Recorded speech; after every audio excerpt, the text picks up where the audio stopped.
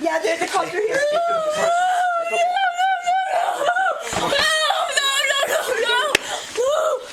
I know, it's okay. It's okay. Were they on the bed? It's okay, it's okay. It's okay, you're okay. You're okay. No, it's okay. No. And they were, all three of them were gone. Found my daughter just laying there with foam coming out of her mouth and blood. It began as a quiet evening in South Phoenix, broken by a frantic 911 call that sent emergency responders racing toward a small trailer home. The caller was a woman named Pelo Arrebolado Velasco, sobbing as she told the dispatcher that the children inside weren't waking up. When officers and paramedics arrived, they had no idea of the horror that awaited them inside. The home was chaotic, filled with panic and confusion. 3 small children were found unresponsive, and a desperate effort began to bring them back. Paramedics performed CPR, calling out for vital signs again and again, but there was no response. Within minutes, it became heartbreakingly clear that nothing could be done. 3-year-old Zane, 1-year-old Miraya, and 7-month-old Catalaya were all declared dead at the scene.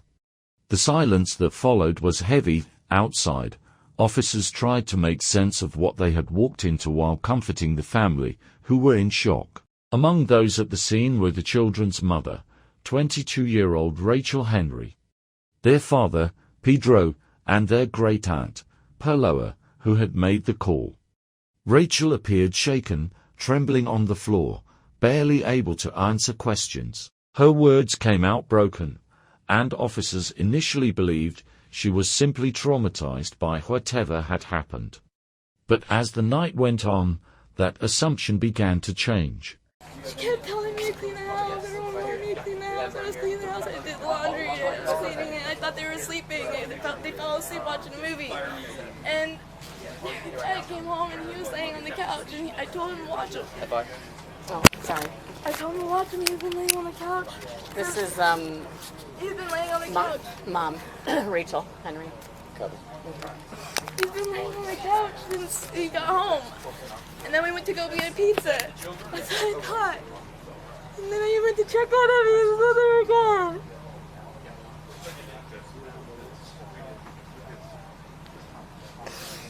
No. No, I need you to stay right I here told with him me. to check on them. I told him to check on them. Please go. They're my babies. Investigators later learned that what seemed like a tragedy had, in fact, been a deliberate act. Rachel Henry confessed to smothering all 3 of her children, one after another. She had begun with her daughter, Miraya, playfully holding her down until the toddler stopped moving. When her son Zane tried to intervene, she turned to him next, rocking and singing to him as she took his life. Finally, she soothed her baby, Catalaya, until she fell asleep, then did the same. She then arranged the children neatly on the couch, as if they were simply napping. It was an unthinkable act that stunned the Phoenix community. Rachel's history revealed struggles with substance abuse and mental health issues, including postpartum depression. Yet, prosecutors argued that her actions were deliberate and planned. In court, she eventually pleaded guilty to 3 counts of first-degree murder, avoiding the death penalty, but receiving 3 consecutive life sentences with no chance of parole. For the first responders who entered that trailer that night, the memory still lingers: the quiet, the disbelief, and the sorrow of realizing that 3 innocent lives had been lost in such a devastating way. Rachel's words came out disjointed, her thoughts scattered as she tried to explain what had happened. She told officers the children hadn't been feeling well for several days. The baby was teething, they all had fevers, and none of them were eating properly. Rachel claimed she had wanted to take them to a doctor, but no one seemed willing to help. Instead, she stayed home, gave them ibuprofen, and tried to care for them herself. Later that day, Pedro, the children's father, returned home. According to Rachel, she asked him to keep an eye on the kids while she briefly went out. When she came back, the scene inside the trailer was disturbingly quiet. The children were still lying where she had left them. At first, she thought they were just asleep, but Pedro took a closer look, and that's when he realized something was terribly wrong. The children weren't breathing. It turned out that Rachel and Pedro's aunt had left together to get food, leaving Pedro as the only adult inside the home. When the two women returned, they found him in a panic, yelling for help. He hadn't yet called 911. The aunt was the one who finally grabbed the phone and made the emergency call. That detail immediately drew the officer's attention to Pedro, since he had been the only person with the children when they stopped breathing. When questioned, Pedro appeared nervous and hesitant. He identified himself as the father of all three children and explained that he had lived in the house for close to a year, working as a landscaper.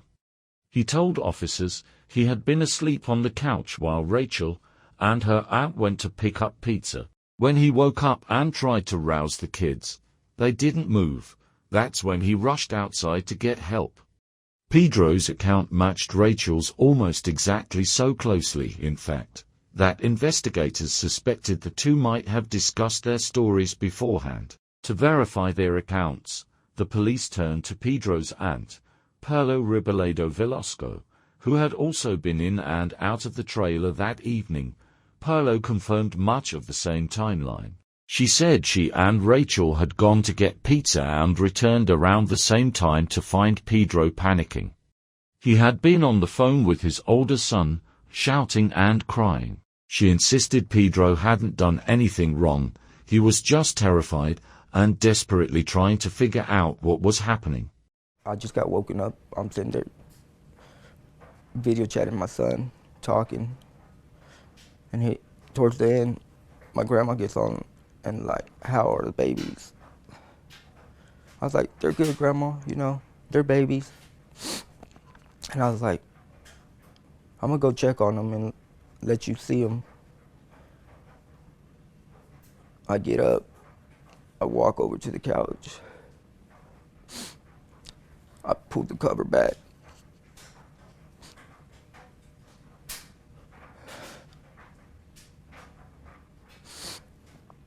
Found my daughter just laying there with foam coming out of her mouth and blood.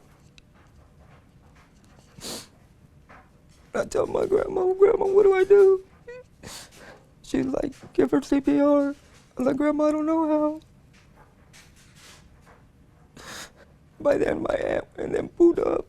I run through the door and I was like, yeah, come here. Hurry. And I didn't even notice. I just noticed the baby. I didn't even notice my other two kids.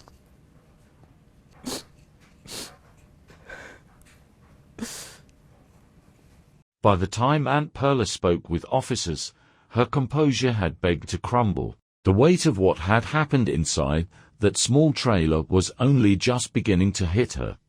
Through tears, she explained that the children had been asleep long before Pedro even came home from work. When he arrived, they were still lying there, motionless, and he had dozed off on the couch himself. Perla said that as the night went on, she started to feel uneasy.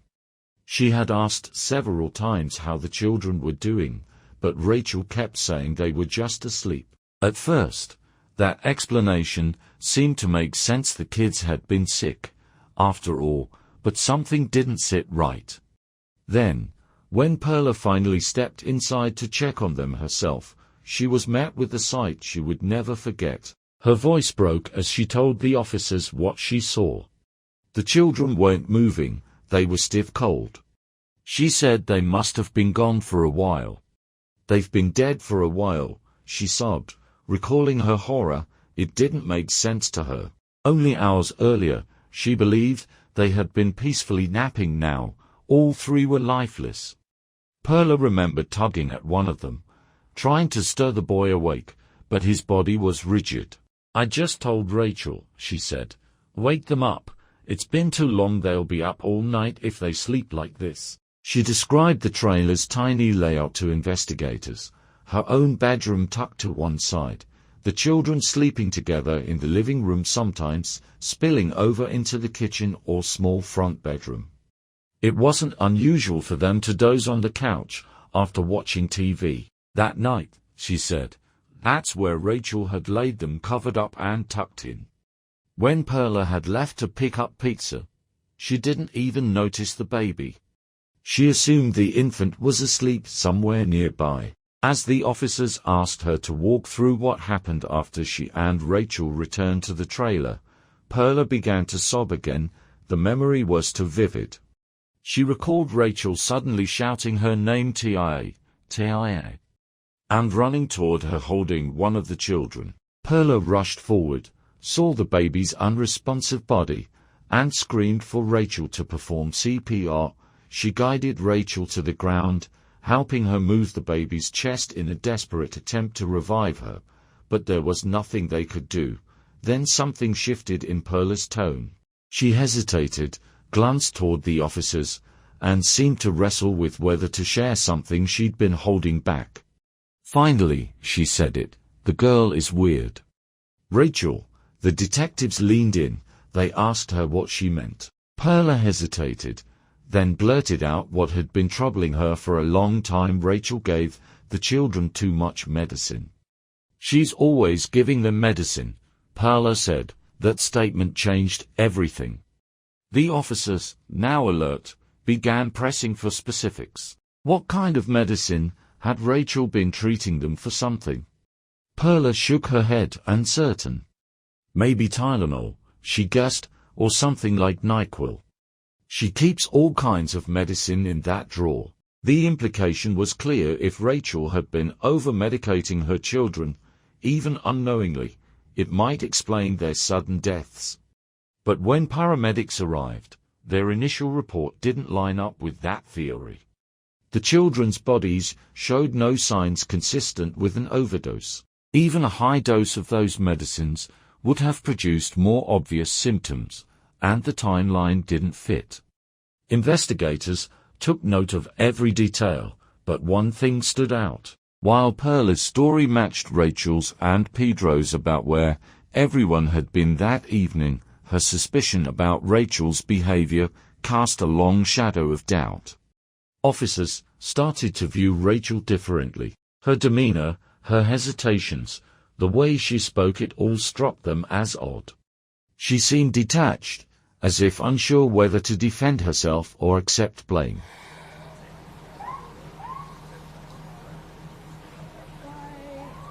Why? Why me? Why me? He asked for anything.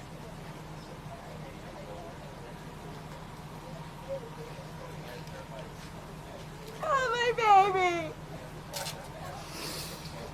She kept telling me, put him to sleep, put him to sleep, put him to sleep, put him to sleep, put him to sleep. What the fuck? I wanted to let him play. I was gonna take him out and play. The theory of accidental overdose was losing ground. Instead, the police wondered if something more deliberate had happened. If Rachel had indeed given her children the medication knowingly, if this had been an intentional act, what could possibly drive a mother to such horror? As the questioning deepened, she quietly transitioned from a grieving parent to the focus of a potential homicide investigation.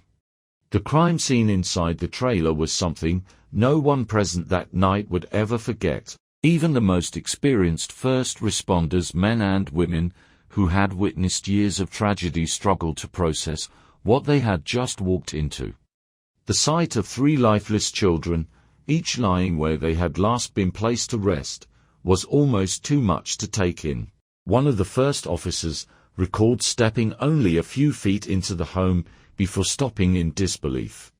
To his left, on the floor, lay 2 small children, so still, so unnaturally quiet. The 2-year-old girl was positioned flat on her back, her head turned slightly eastward, wearing pajamas, as if she had simply fallen asleep after a long day. Beside her, the infant's body was twisted in the opposite direction, her head near her sister's feet, her legs the other way around. Their faces were pale, but their skin otherwise seemed untouched, giving the haunting illusion that they might wake at any moment. For the paramedics who followed, the reality was immediate and devastating.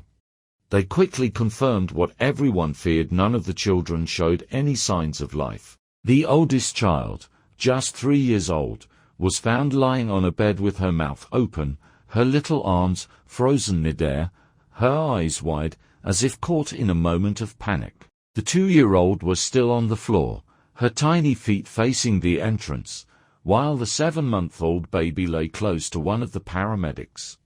One of them, a veteran of many emergencies, simply shook his head and whispered that it was too late for all three. The atmosphere was thick with disbelief. Another responder remembered briefly reaching out to touch the little girl's shoulder, almost to reassure himself that what he was seeing was real.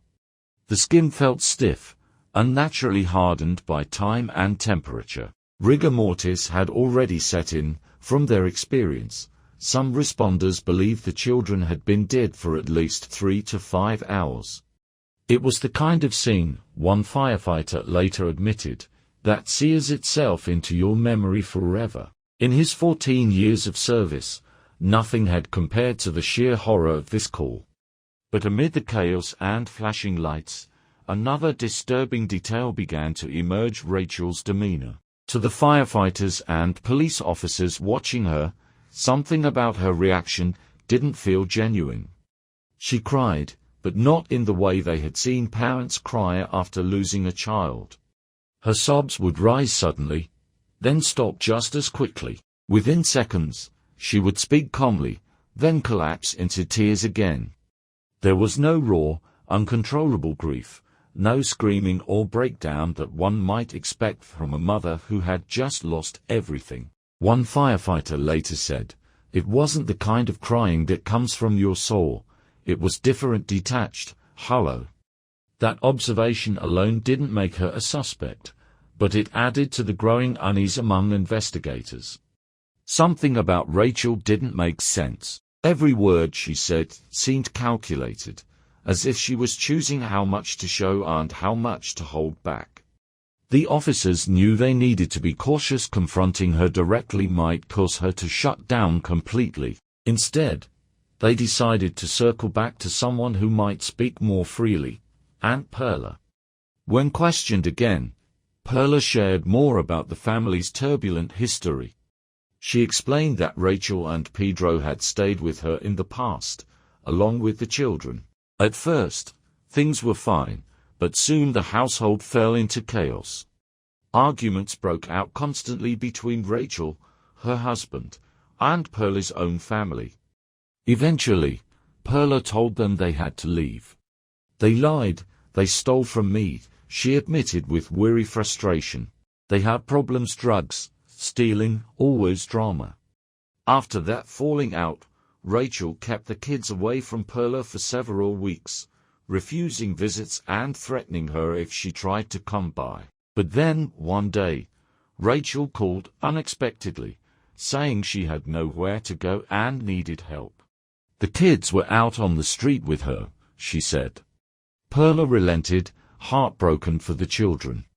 "I told her, the kids can stay but you can't," she confessed. She took the little ones into her home, while keeping Rachel at a distance, hoping to at least give them a safe place to rest. It was a small act of mercy that would soon link Perla forever to one of the most tragic cases she'd ever known.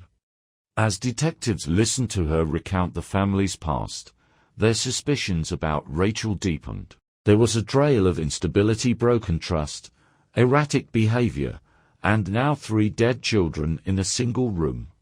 The officers left that conversation knowing one thing for certain: Rachel's demeanor, history, and proximity to the deaths could no longer be ignored. Every piece of evidence, every statement, every strange reaction was slowly aligning in one chilling direction. They needed to hear her story again, but this time, they would approach her not as a grieving mother, but as the prime suspect in the deaths of her own children. Aunt Perla's recollection painted a deeper and far more disturbing picture of the family's history. She explained that the police involvement had initially begun over constant fighting between Rachel and her nephew, Pedro. The couple had been living in Perla's home for a time, but tensions flared repeatedly. Fed up with the chaos, Perla had turned them out only for her conscience to falter once the weather turned cold. She couldn't stand the thought of the children being out on the streets. Despite her earlier decision, she allowed them to return, mostly for the sake of the kids. It had only been a few weeks, she said quietly. Everything seemed fine, or at least, that's what I wanted to believe.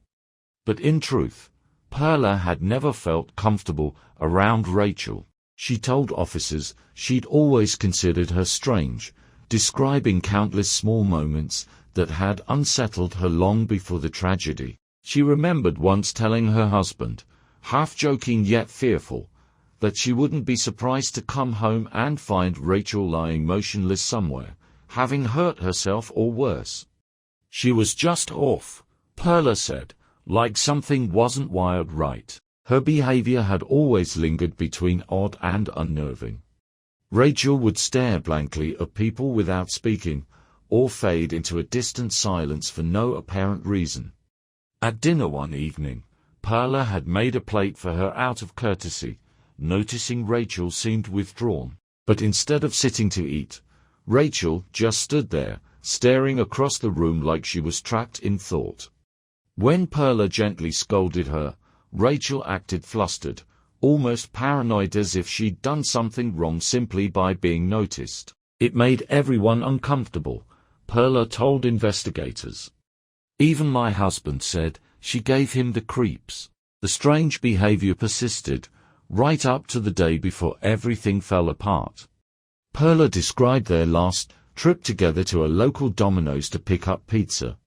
She'd asked Rachel to ride along and go inside to pay, something perfectly simple. But Rachel grew hesitant, refusing at first, mumbling that she didn't want pizza. Perla remembered insisting anyway. All I needed her to do was hand them $9, tell them to keep the change, and bring the box back out, she said. She acted like even that was too much. It was the small, nervous mannerisms, the refusal, the delays, the wandering looks that convinced Perla something wasn't right. By then, Perla had begun to wonder whether Rachel had started using drugs again. It was a suspicion the officers quietly shared. Her restless attitude, the twitchy speech patterns, and erratic emotional state all seemed to point toward substance use. Rachel's slurred explanations at the scene only strengthened their doubts. Those doubts soon turned to confirmation. During her statements, Rachel admitted to using drugs in the past, listing them without hesitation. It began, she said, with marijuana, then methamphetamine. She told the officers she had stopped because she wanted a better life, insisting that she wasn't that person anymore. First it was weed, and then it was methamphetamine, and then I stopped, and I'm not doing it anymore because I don't want to be like that no more, ever again, ever. And I don't know, I want to be a better person, and I want to go back to school. I want to get a better job. I want better opportunities in life, and I mean... Her words tumbled out in a rushed chain of regret.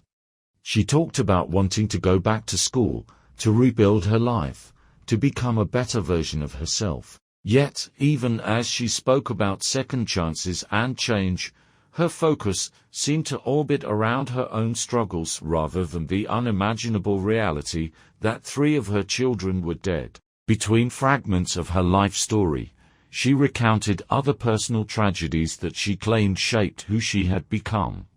She mentioned losing her father to kidney failure when she was 15, then her mother to cancer only a year before. After her mother's passing, she and Pedro had moved to Oklahoma, where she briefly studied to be a nursing aide.